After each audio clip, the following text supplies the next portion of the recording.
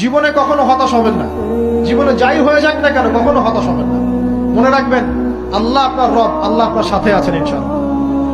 এই সমাজ আপনাকে যেভাবে শেখায়, কিভাবে শেখায়, এই যে স্কুল, কলেজ, ইউনিভার্সিটি, চাকরি, বিয়ে, সন্তান প্রতিপালন, আর তারপর ইন্না লিল্লাহি ওয়া ইন্না ইলাইহি রাজিউন, এই তো শেখায় নাকি?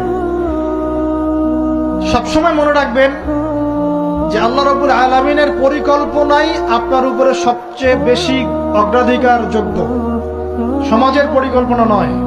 পরিবার আপনাকে চাপ দিচ্ছে, চাকরি পাস না, পড়াশোনা করিস না, হ্যাঁ পড়াশোনায় কেন তুই 80 নম্বর পাইলি না, কেন চান্স পেলি না, কবে চাকরি পাবি, কবে আমাদেরকে দেখবি, খাওয়াবি, পড়াবি, এই যে চাপগুলো চারপাশ থেকে আসে কিনা, এতে করে অনেক যুবক দেখা যায় মাদকাসক্ত হয়, অনেকে দেখা যায় আত্মহত্যা করছে, ইদানিং করছে কিনা ভাই?